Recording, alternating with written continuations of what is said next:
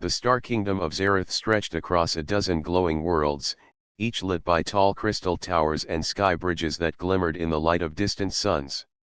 Its ruler, Emperor Varan, was feared across the trade lanes for his wealth and power. But tonight, in the high hall of his palace, fear belonged to him. Varan paced in his long chamber of glass and steel. Every step echoed against the vaulted ceiling. His guards stood stiff and silent, but they could see the worry in their emperor's eyes. He was not thinking of enemies or war fleets. He was thinking of dragons. The royal dragons of Zareth were older than the empire itself. They were massive creatures with wings wider than city streets, scales hard as starship armor, and eyes that glowed like molten gold. Long ago, these dragons were raised and trained to serve as living ships, carrying goods, warriors, and messages between the stars. But for many years, no one had dared to go near them. The last handlers had vanished during a routine feeding. The guards sent to check on them never returned either. Now the dragons were kept locked inside the royal hangar, their roar shaking the walls day and night. Even Varan himself, a proud ruler who had faced battleships and assassins, dared not step near those gates. The emperor turned to his chief advisor, an older alien named Ral. Is there truly no one brave enough in all Zareth to tame them again? Varan asked, voice heavy with doubt. We tried, Your Majesty, Ral answered. We sent the best engineers, the strongest soldiers. None succeeded. The beasts are too wild. Varan clenched his jaw. Then we must call for help beyond Zareth. Someone who thinks differently than we do. Someone who does not fear what we fear. And so, a call was sent across the trade lanes, across the deep black void where countless travelers drifted between stars. The message was clear, the Emperor seeks a master of machines. A person who can face danger without weapons. A reward beyond measure for anyone who can calm the royal dragons. Far away on a dusty human colony called Farpoint, a man named Tom was tightening a bolt on a broken cargo hauler. He was a mechanic, known for fixing anything that hummed, clicked, or roared. He had never been inside a palace. He had never met an emperor. And he certainly had never worked on dragons. A courier ship landed beside his workshop with silver markings on its hull. Out stepped a royal messenger from Zareth. You are Tom, the messenger asked, tilting his tall, thin head. Depends, Tom said with a grin, wiping grease from his hands. If you're here to pay for this repair, yes. If you're here to sell me something, no. I am here with an offer, the messenger said. Our emperor requests your skill. He says you are unafraid of strange work. Tom laughed softly. Unafraid? I'm just good with tools. What does your emperor need fixed, a ship? Not a ship, the messenger replied. A dragon. Tom looked up sharply. He had heard stories of these creatures, part legend, part machine, older than most civilizations in this sector. They were said to breathe fire hot enough to melt steel. And you want me to repair one? He asked. Not just repair, the messenger said. Tame. Bring them under control. Make them safe again. No soldier will go near them. But the emperor has heard that humans do not run from difficult work. Tom looked at his small toolbox, then at the stars above. He did not think of treasure or titles. He thought of a challenge, and a mystery too big to ignore. When do we leave? He said. The next day, Tom's worn-out cargo ship followed the royal courier through jump gates and glowing nebulae until the towers of Zareth rose like spears above a shining city. The palace itself rested on a floating platform, guarded by shields and patrol craft. When Tom arrived at the high hall, Emperor Varan descended from his throne to greet him in person. The alien ruler was tall, with deep blue skin and golden robes that shimmered as he moved. He looked at Tom with a mixture of hope and disbelief.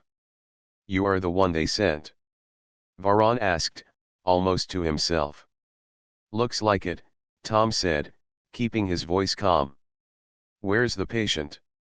Varan frowned at the casual tone. "The dragons are no patient. They are dangerous beasts. Even I do not dare stand before them." "Are you truly not afraid?" Tom shrugged. "I don't fix fear. I fix problems.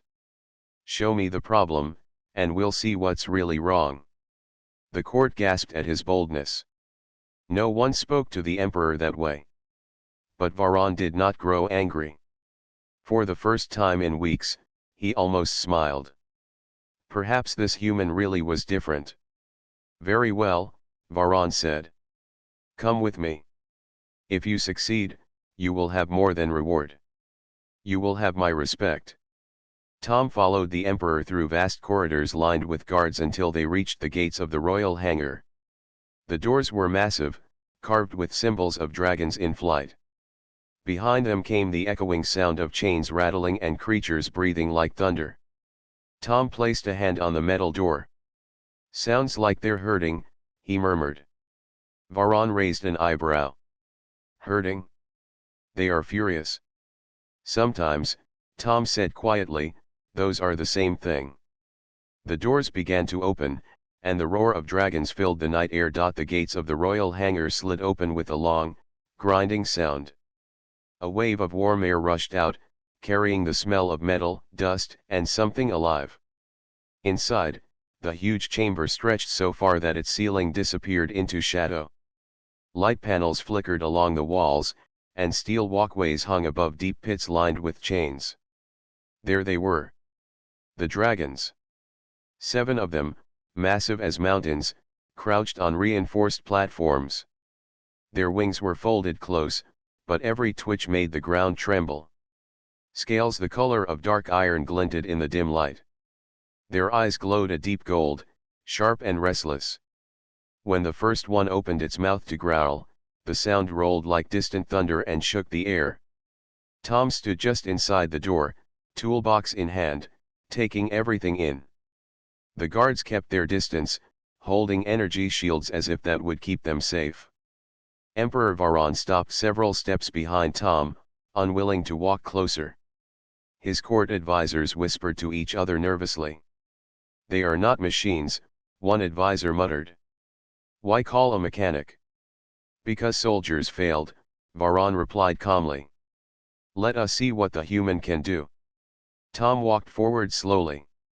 His boots rang against the metal floor. He kept his eyes on the dragons, not on the people behind him. The nearest dragon lifted its head. Chains rattled as it shifted its weight, muscles coiling like cables. Tom noticed how its breathing came uneven and rough, almost like an engine running hot. He noticed too the faint sparks along the metal collar clamped around its neck. "These aren't just collars," Tom murmured. He crouched and opened his toolbox, pulling out a scanner and a small light. "They're control devices. Old ones. And they're failing." "What do you mean?" Varan called from behind. Tom turned his head slightly. "You tried to control them with machines instead of training them. The devices are hurting them. That's why they're angry." The courtiers gasped at the boldness of his words. No one spoke that way to the emperor. But Varan did not answer at once. His sharp gaze remained fixed on Tom, who seemed completely focused on the dragons. Tom stepped closer to the huge creature. The guards shouted warnings, but he raised one hand calmly to signal silence. The dragon's eyes locked on him, unblinking. "You're not wild," Tom said softly, his voice steady and even. "You're just uncomfortable. Let's see what's wrong with you." He knelt beside the massive paw, close enough to feel the heat radiating from its scales. With a quiet click, he switched on his handheld scanner and passed it over the collar. A low hum filled the air as the device lit up with readings. Tom frowned. "Cracked power core. Fried control chip. No wonder you're upset." He spoke not to the emperor, but to the dragon itself. "Bet this thing's been shocking you every time it glitches, huh?" The dragon gave a low, rumbling sound, Not quite a growl, almost like an answer. Its head tilted slightly. Ridiculous, one of the courtiers whispered. It understands him. Perhaps it understands kindness, another replied. Tom reached into his toolbox, pulling out a simple insulated wrench and a thin cable. I'll need this collar off, he said. No, Varan said sharply. Those collars are the only thing holding them still. Then you're making it worse, Tom replied firmly, never taking his eyes off the dragon. Trust me, Emperor. I know what I'm doing. There was silence in the hangar. The Emperor hesitated. No one in his court had ever spoken to him like that, yet Tom's calm voice carried no disrespect, only certainty. Very well, Varan said at last, motioning to the guards. Unlock it? The guards exchanged nervous glances, but obeyed. With careful movements, they disengaged the heavy lock on the collar. Sparks crackled as the device loosened. The dragon gave a sharp snort, but instead of lunging forward, it lowered its massive head to the floor. Tom reached up and began to work, fingers quick and precise. He disconnected a broken wire, slipped out the cracked chip, and rejoined the power loop with his thin cable. Every so often he murmured something quiet, not words of command but words of comfort. The dragon's breathing slowed. Its golden eyes softened.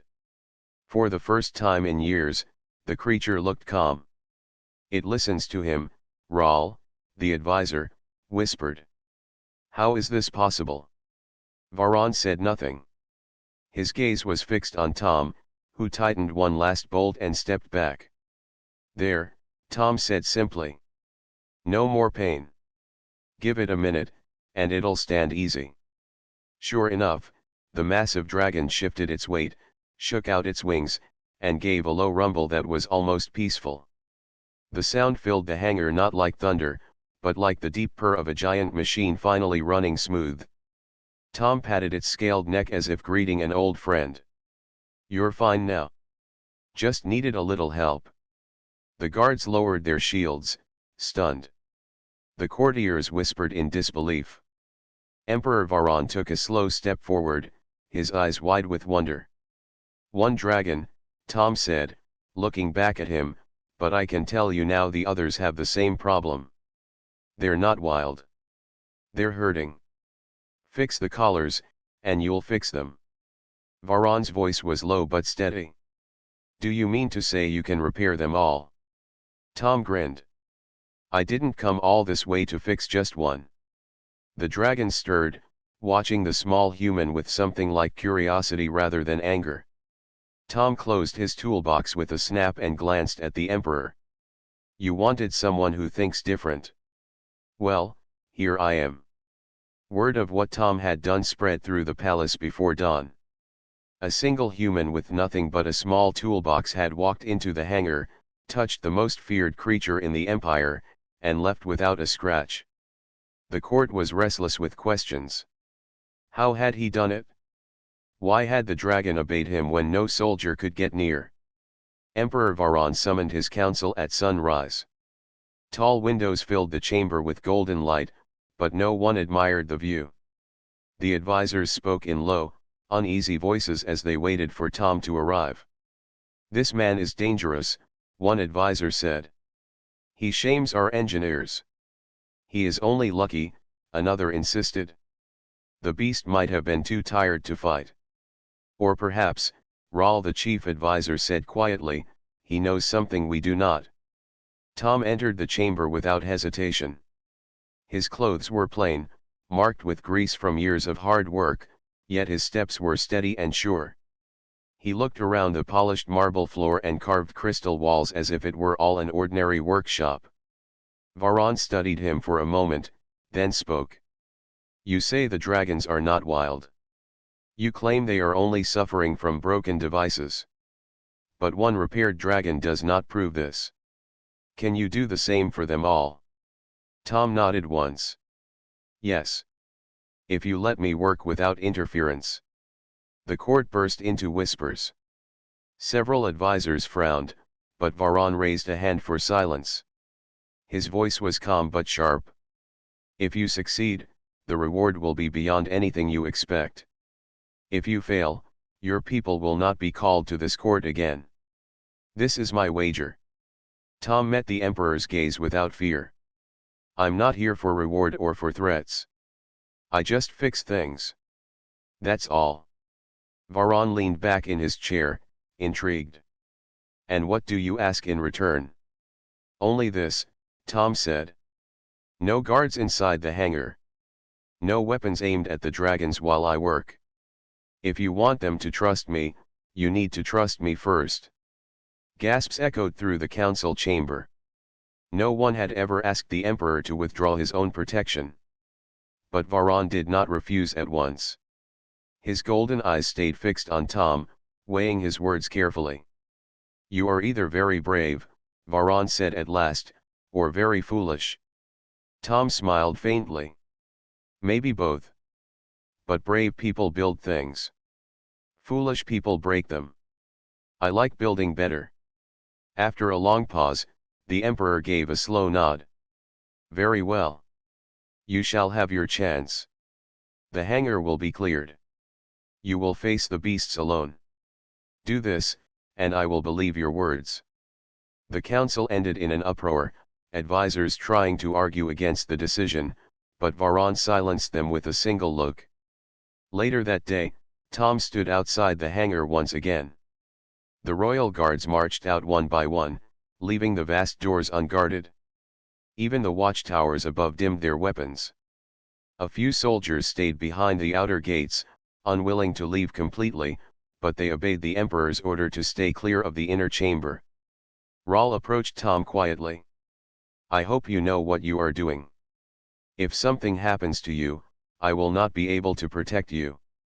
Tom checked his toolbox and gave a calm nod. Nothing will happen except repairs. These creatures are smarter than you think. They're just waiting for someone to listen.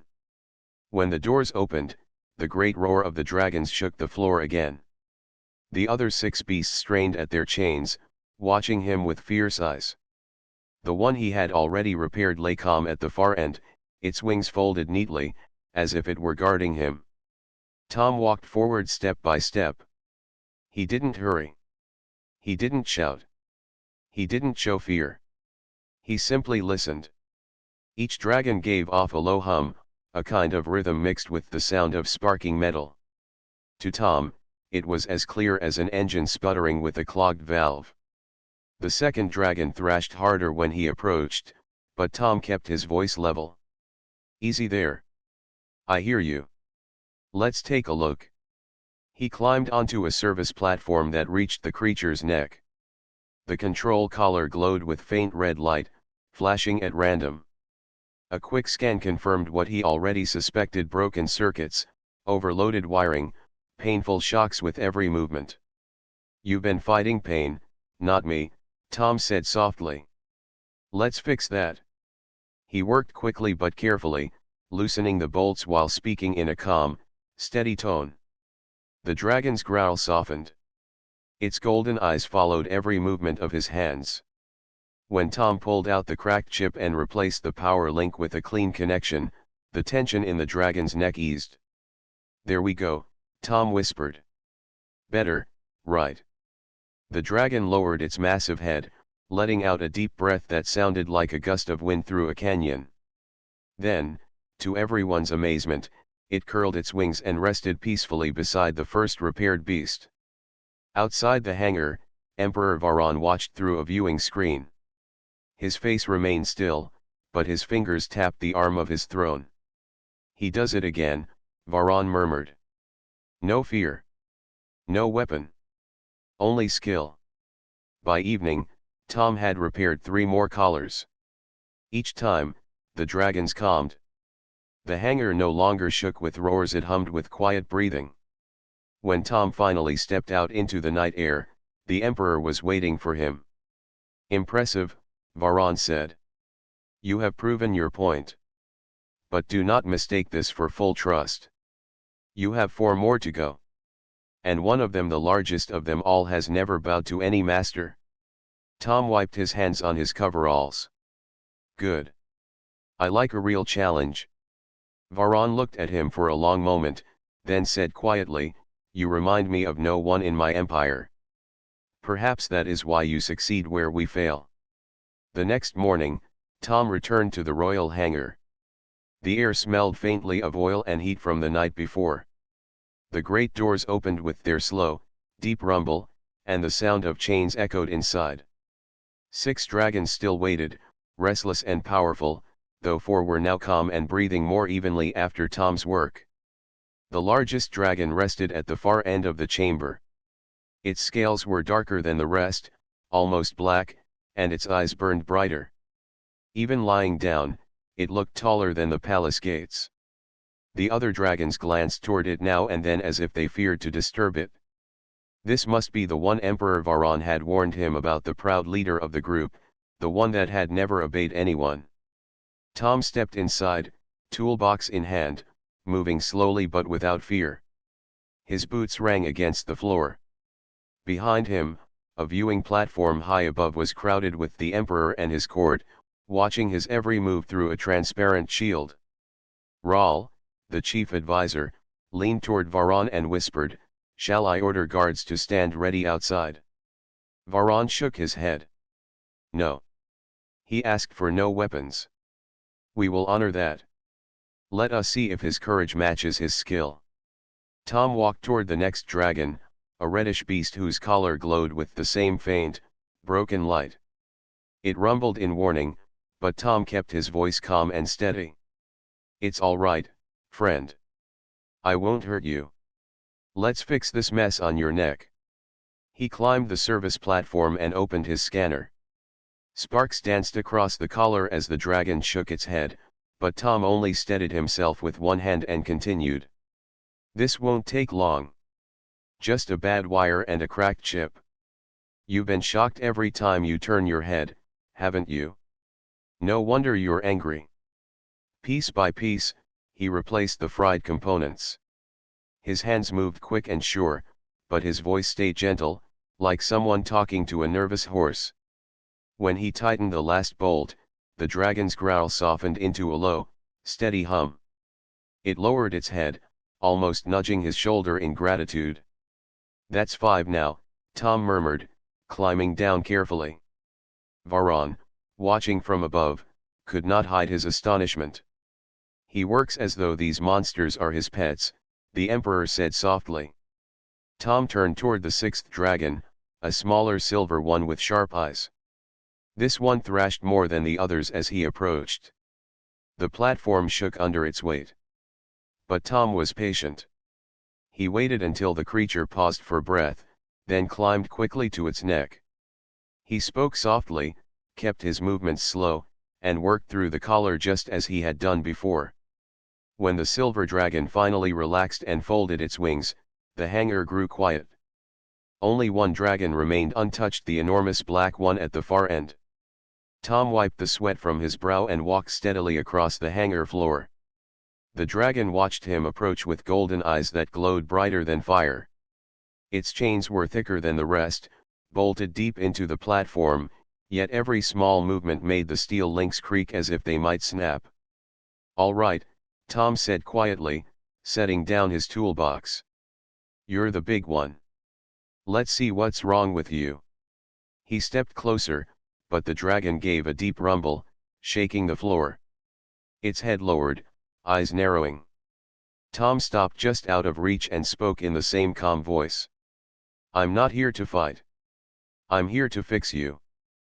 But you need to let me get close." From the viewing platform above, Rahl gripped the railing. "He'll be crushed," the advisor whispered. "That beast will never allow him to touch it." But Varan said nothing. He leaned forward, eyes fixed on the human below. Tom took another step, slow and careful.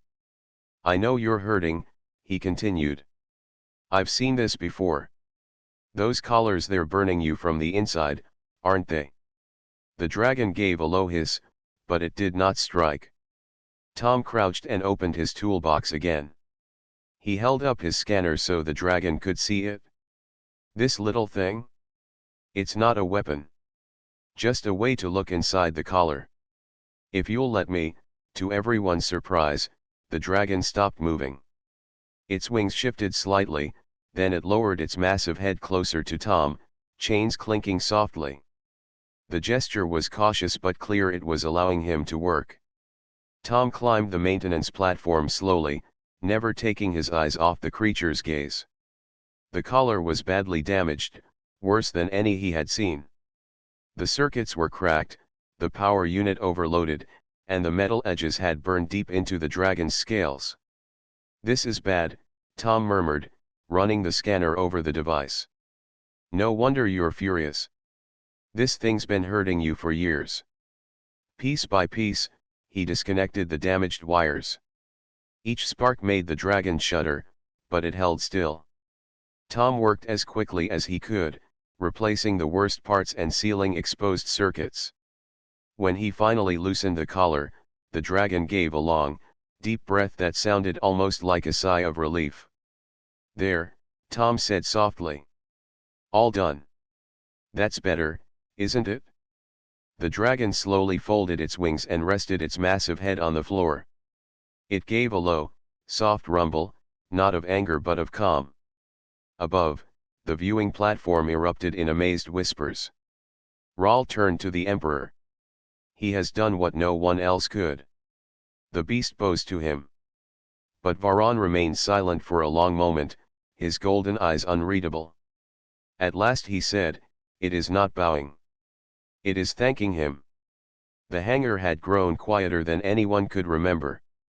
Where once the royal dragons had roared and thrashed, now they rested in calm silence. 6 of the mighty beasts lay peacefully on their platforms, breathing in steady rhythm.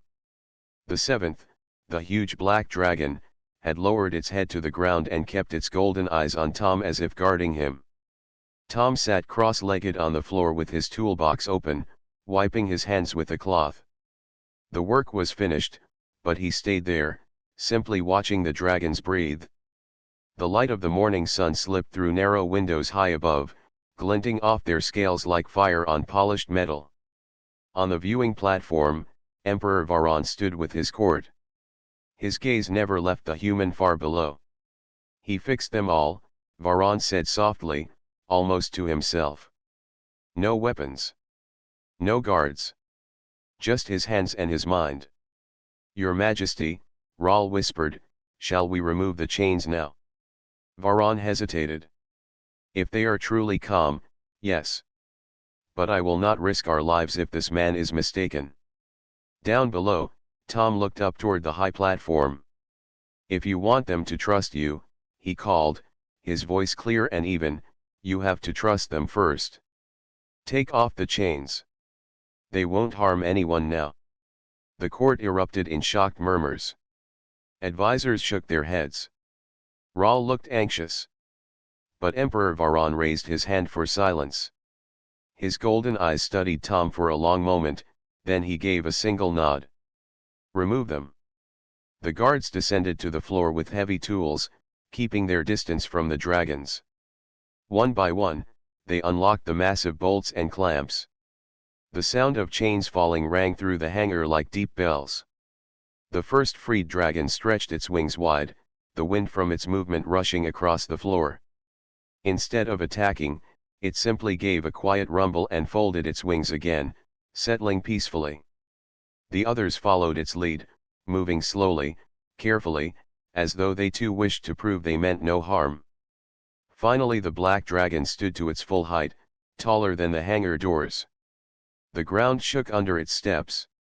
Every soldier froze, ready to run. But the great beast only turned its head toward Tom and lowered its neck until its golden eyes were level with his. Tom reached up and rested one hand on the dragon's warm scales. "You're free now," he said quietly. "No more pain." The dragon let out a deep breath, warm as a summer wind, and stayed still.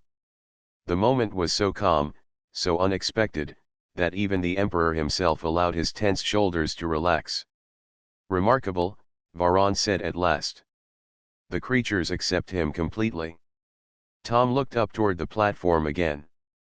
"They never hated you," he called. They hated the collars. You don't need to force them to obey. You just need to treat them right. The court fell silent.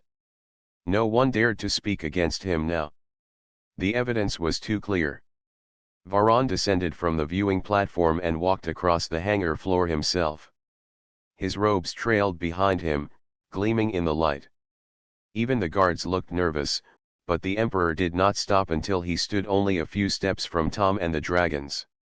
"You have done something I thought impossible," Varan said in a calm, steady voice. "Tell me, human mechanic, why did you help us? You could have taken your reward and left after repairing one." Tom shrugged lightly. "I don't like leaving a job half done. And I don't like seeing anyone suffer, not even creatures as big as these. Fixing them was the right thing to do." Varan studied him for a long moment, as though trying to understand this strange way of thinking. "In my empire, power earns loyalty. But you earn it with care. You have shown me something no general could." Tom glanced at the dragons and smiled faintly. "Machines break if you mistreat them. So do living things. Treat them well, and they'll do more for you than fear ever will." The black dragon shifted its wings and let out a deep rumble. Tom gave it a gentle pat, as if to say everything was fine. The sight left the court stunned. No one in living memory had touched a royal dragon and lived until now. By evening, the hangar doors were left open for the first time in years. The dragons were allowed to stretch their wings in the wide courtyard, gliding in slow, graceful arcs over the palace towers. People gathered in the streets below to watch, pointing and cheering in awe. Tom stood on the balcony beside Emperor Varan, both watching the majestic flight. "They're not just weapons or ships," Tom said softly. "They're partners. You take care of them, and they'll take care of you." Varan nodded slowly. "Perhaps humans see things differently because your worlds are young and still wild. You are not blinded by fear. Or maybe," Tom replied, "we just like solving puzzles." The Emperor let out a rare laugh, deep and genuine. "You puzzle even me, human mechanic. You have earned my respect." As the dragons soared over the glowing city, their shadows passing over towers and gardens, one truth settled in every heart in the palace: the creatures were not feral monsters after all. They were loyal allies, waiting only for someone who cared enough to listen. And at the center of it all stood a man with no weapon but his hands, no power but his skill, and no desire for riches or glory. The hangar had grown quiet, almost peaceful. The dragons, once feared and restless, now stood or lay calmly, their chains removed and their movements free. The black dragon, largest and proudest of them all, moved gracefully toward the center, its golden eyes watching Tom with trust instead of anger. Emperor Varan stepped forward slowly. His long robes brushed the floor, and the golden light from the hangar's high windows made him shine like a living statue. He looked down at the dragons and then at Tom. His advisors and guards remained at a distance, silent and uncertain. "This is remarkable," Varan said softly. "Not by strength or force, but by your hands alone. You have achieved what none of my generals could." Tom shook his head slightly, wiping his hands on his coveralls. "I didn't do it with force. They were hurting, not wild. Once I fixed the problem, they trusted me. It's not magic or skill, it's just care." The court murmured among themselves. Many advisors whispered anxiously, unsure how to respond.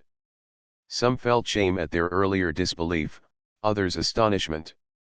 One of the younger attendants whispered, "I never thought dragons could be so calm." Rahl, the chief advisor, approached the emperor. "Your Majesty, this human is different. We cannot question his methods, yet he has accomplished more than years of training and power." Varan nodded slowly. "Indeed. We have relied too much on fear, on control. Strength alone does not earn loyalty. Understanding does." Tom walked between the dragons carefully, hands never resting still for long. He inspected the collars he had removed, checking for any overlooked damage. "They will be fine now," he said. "Just need proper care and respect. That's all." The black dragon shifted its massive head and sniffed Tom's shoulder gently, a gesture so tender that even the Emperor leaned closer to watch. A hush fell over the hangar. No one dared speak as they witnessed the bond between human and beast, a bond forged not with chains or threats, but with skill and patience. Varan's voice broke the silence. "Let it be known throughout Zereth," he said clearly. "These creatures are not tools of war. They are living beings deserving of respect. And this human, he has taught us a lesson we could not learn on our own." The courtiers bowed their heads, some with awe, others with newfound humility. Even the guards, who had once laughed at Tom's arrival, now looked on with wonder. Their respect was no longer for weapons or armor, but for someone who could face danger with calm and skill. Tom glanced at the Emperor. "You've never treated them like living creatures," he said softly. "You can't force loyalty from fear. You get it from trust. That's all I've done here." Varan nodded slowly. "I see that now. Perhaps it is the human way to see the world differently. We have underestimated what one person can achieve." The black dragon gave a low rumble, and the other dragons echoed it, filling the hangar with a sound that was powerful yet peaceful. Tom raised his hand slightly, a gentle gesture of farewell, and the dragons responded in kind, moving their wings slowly, acknowledging him as their friend. Outside the hangar, people had gathered to see the spectacle. Word spread quickly through the city that the human mechanic had calmed all the royal dragons. The crowd watched as the beasts stretched their wings and moved freely across the open hangar, no longer chained or confined. The sight left them speechless and full of admiration. Varan turned to Tom, his golden eyes shining with respect. "You have not only repaired the dragons, but you have repaired our understanding as well. We are humbled by your skill and your patience." Tom smiled faintly. "It wasn't me alone. They helped, too. They only needed someone who would listen and care." Varan paused, reflecting on the lesson. For years, he had relied on fear and power to maintain control, thinking strength alone could command even the mightiest creatures. Now he saw that even in an empire filled with advanced technology and warriors, a simple human, guided by patience and understanding, could accomplish what no army could. "Your people are remarkable," Varan said quietly, more to himself than anyone else. "They think differently, act differently, and achieve what we never imagined possible." The court remained quiet, absorbing the weight of his words. Respect for Tom was no longer just about his skill, it was about what he represented: courage without aggression, intelligence without pride, and trust earned, not demanded. Tom looked at the dragons one last time, then back at the Emperor. "I'll leave now," he said simply. "Make sure they get proper care and attention. That's all they ask."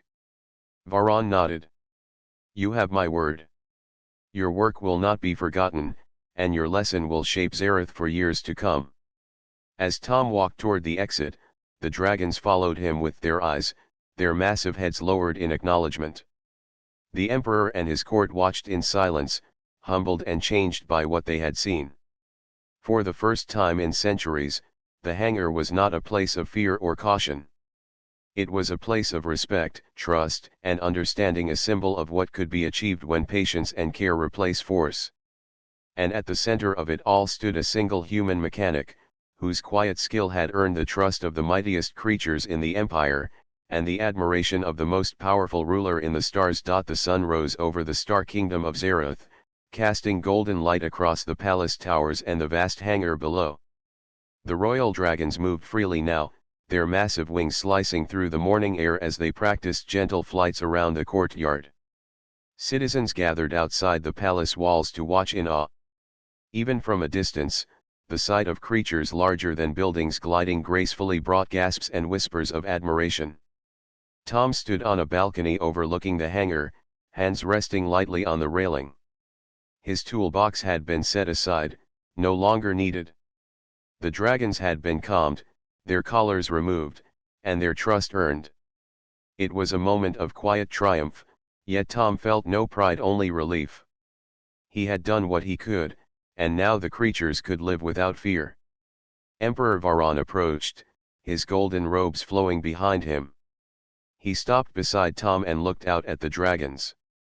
For the first time, a genuine smile appeared on his face. "I never imagined I would see such a day," he said softly. "The dragons trust a human mechanic. That is something no ruler in my empire has achieved in centuries." Tom shrugged lightly.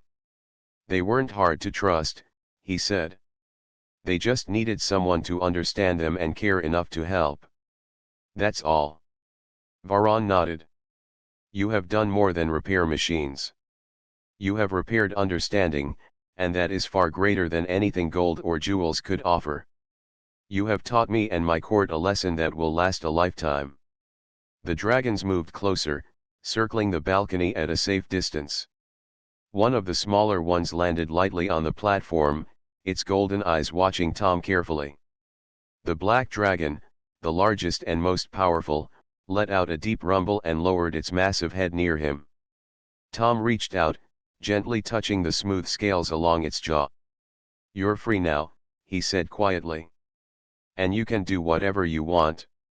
The black dragon shifted its wings and made a low, calm sound, almost like a purr. It was clear that it understood him, and it would never forget the kindness he had shown. The other dragons echoed the sound softly, and the palace walls seemed to hum with peace. Varan watched this scene with quiet awe. "You have brought something new to Zarath," he said. "Not just skill, but perspective. Our empire has relied on power and control for too long. Your way listening, understanding, and working with them has changed everything." Tom smiled faintly, glancing at the Emperor. "You just have to trust them," he said. "Sometimes that's all it takes." Word of Tom's achievement spread quickly throughout the palace and the city. Citizens marveled at the calm dragons flying above, and the courtiers whispered among themselves, humbled by the sight. Even the guards who had once doubted him now nodded with respect. A human, small and unarmed, had earned the trust of the most feared creatures in the empire. Varan turned to Tom again. "What do you wish in return for your work?" he asked. Tom shook his head. "Nothing for me," he said simply. "Just make sure the dragons are cared for. Give them space, attention, and respect. That's all the reward they need, and all I need to know my work was worth it." The Emperor studied him, realizing the depth of his words. "You have wisdom as well as skill," he said quietly. "I will honor your wishes. They will live freely, and their well-being will be a priority in this empire from this day forward." As the morning passed, Tom walked among the dragons, observing them closely. He checked their wings, their claws, and the smoothness of their scales. Each dragon moved easily now, no tension in their muscles, no anger in their eyes. They had become companions, not weapons. The black dragon approached him one last time. It lowered its head, and Tom placed both hands on its broad jaw. "We understand each other now," he said. "Go. Fly wherever you want." With a powerful flap, the black dragon leapt into the air, followed by the others. They soared over the palace and the city beyond, their shadows falling across the buildings like living clouds. The citizens cheered and clapped, but the dragons paid no attention. They were free, and they were happy. Tom turned back to the Emperor. "I should go now," he said quietly. "My work here is done." Varan's golden eyes softened. "You have done more than anyone could imagine. You leave not only with respect but with gratitude. You have reminded us that courage and kindness can achieve what armies cannot." Tom nodded. "Then I am glad I came," he said simply. As he walked toward his ship, the Emperor and his court watched in silence, humbled by what had occurred.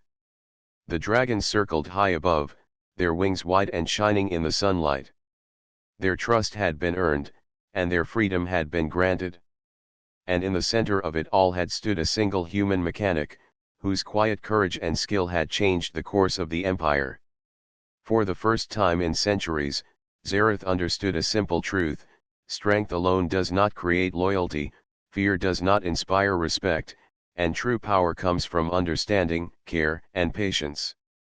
And as Tom lifted off in his small ship, leaving the palace and the dragons behind, the Emperor whispered quietly to himself, "Only humans could walk into a cage of legends and leave with the trust of dragons." The dragons circled one last time, as if to salute him, and then soared into the open sky, free at last. Zareth would never forget the human mechanic who showed that even the smallest hands could achieve greatness, and that courage paired with care could accomplish the impossible.